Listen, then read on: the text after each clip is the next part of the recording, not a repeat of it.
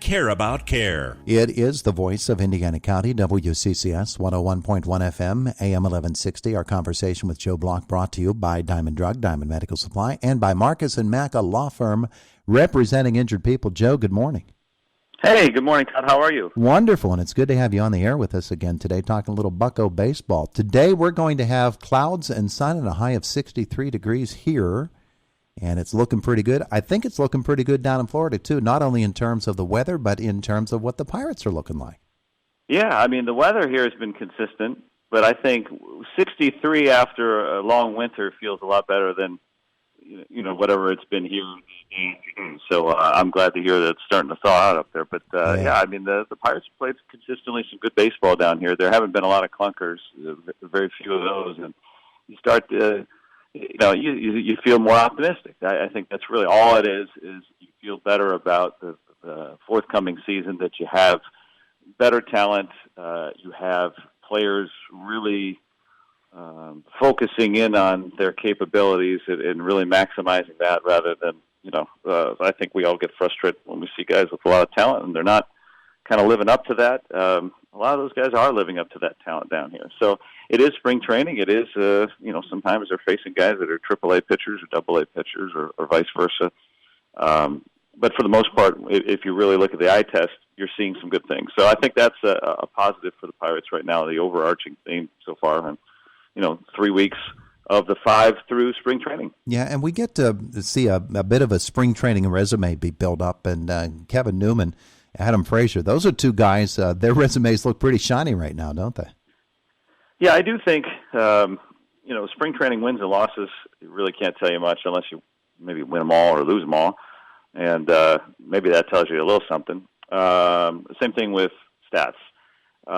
If you've allowed, twice as many runs as innings, it's hard to get away from that. He probably had a bad spring, and you may not be as good as you thought. Or, if a guy does never give up a run all spring or hardly a hit, and that does open your eyes too a little bit. I think when you see extremes, and in those two cases that you bring up, Todd, both those guys hitting over 600. And this is 15 at bats or something like that. But these are nice stretches. These are guys that you need to hit for the Pirates to be a better offensive team. They were the poorest scoring team in baseball last year. They have better hitters than that. Yeah. And those are two of the guys that did not do what they normally do last season. And so if they can just return to what they normally do, I think the Pirates will be a much better offensive team because a lot of nights you could have one or both of those guys at the top of your order. Yeah, you look at the quality of the at-bats and the swings that they're able to put on the ball, and you say to yourself, okay, well, yeah, it's spring training, but the at-bat looked really good. Some of the guys that we're wondering about, though, we're not seeing a lot of baseball playing out of them. Gregory Polanco is a puzzle to me.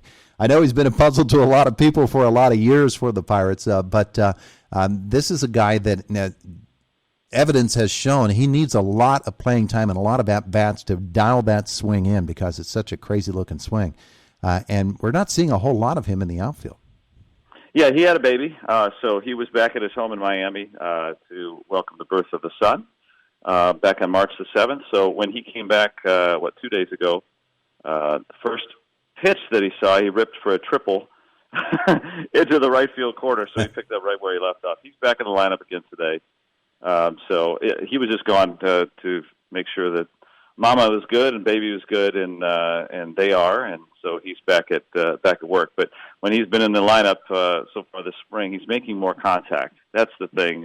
He can hit the ball hard every time he makes contact, but he made some of the least contact of any hitter in a completed season in baseball history. It was a lot of wind, but when he connects, we all know, boy, it's fun to watch. He just needs to connect way more often. And so far, in a limited time in spring training, he's doing a lot more of that, and hopefully that can continue. Bunch of guys went down yesterday. The Pirates making roster moves yesterday. 15 guys moved around, shuffled around. And some of them have been names that we've been following here this spring that have made an impression. But the pitching staff is going to have to slowly start to come into shape now. Bedard looks really, really good. He's a Pittsburgh boy and just thrilled about being a Pirate, so we like that. But we're really looking at this pitching matchup today for the Pirates as they'll be taking on the Tampa Bay Rays, and they're going to send Tyler Glasnow out to the hill and make us salivate a little bit. But we've got a guy on the mound that is we're really, really counting on him to do something this year. We've been waiting a while. Yeah, and I think that with Mitch Keller, he'll get the start today, and I think that's, if there's never a more apparent lesson right in front of you, it's today's pitching matchup, because when the Pirates traded away Tyler Glasnow, he didn't come into the major leagues and have immediate success. The Rays made some, I don't even say adjustments, but they just brought up some things that a lot of other teams are aware of, and he realized his potential. And with Mitch Keller, this group with the Pirates, they are into individualized coaching, like most of the other teams are too. So Keller is getting to be the best Keller he can be with the Pirates, which is a good thing. And last year, I mean, he was virtually unhittable. The problem was the walks, and that's something that he's got to control. That's not something that the Pirates coaches and say, well, don't throw in as many balls.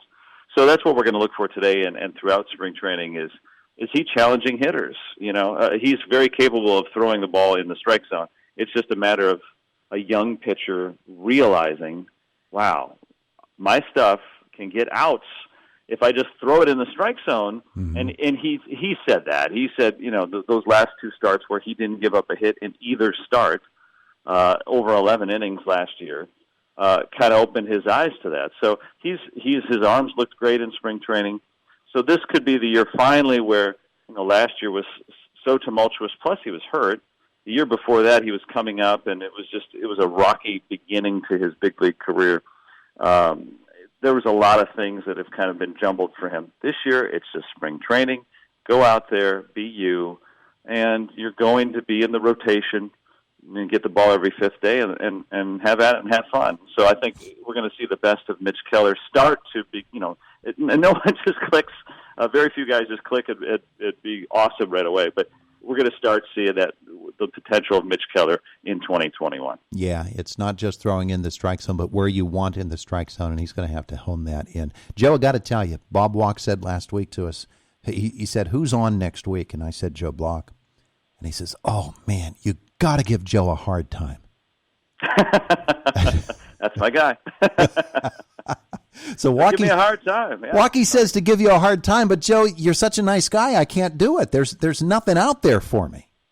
Oh, there's lots. Give me something salacious I can throw out at you. She can give you money. Oh, man. Well, I mean, I think the easiest, the low-hanging fruit there is, Joe, you've been down in Florida for 3 weeks. How come you don't have a tan yet? Okay, yeah, I know. I've been staying inside.